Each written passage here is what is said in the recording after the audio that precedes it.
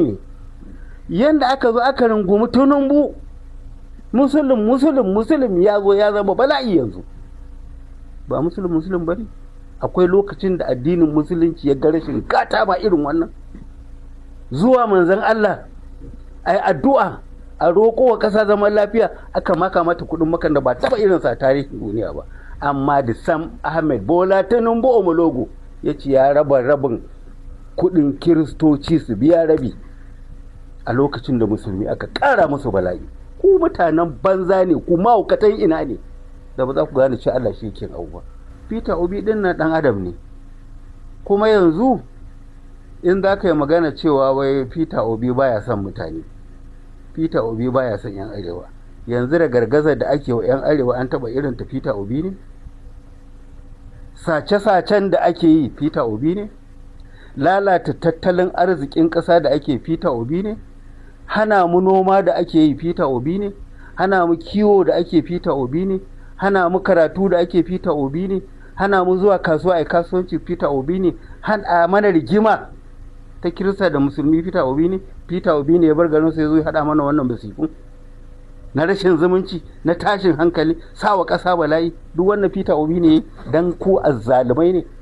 Sai ku zo ku dinga laƙaya mutum abu bayan Allah ya fito mana da mutanen kirkin da za su zama mana ishara. Ba mu gode mar ba, kuma mu sake cewa ba su da kirki, wancan ba shi da kirki, wannan ba shi da kirki, wannan ba shi da kirki, to waye mai kirki a ciki? Ta Allah mu daina ganganci jama'a.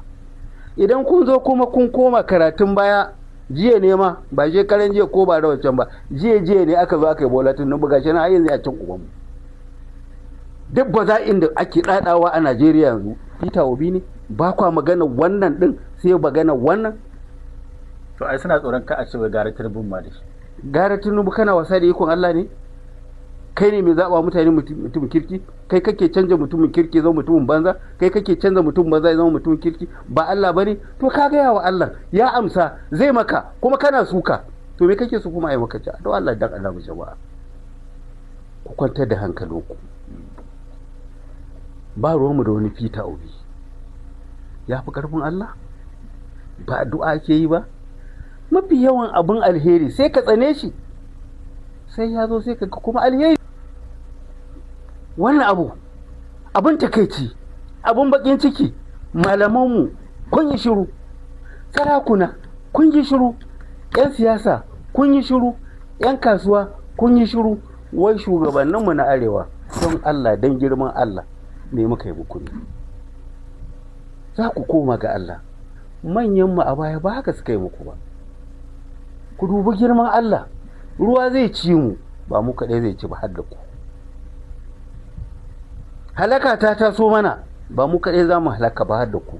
Kuma ina tabbatar muku da idan ku da kwalli, ku ne sahun gaba da za ku fara gamuwa da bala'i kafin mu. Alhaji Muhammad Sabo Bakin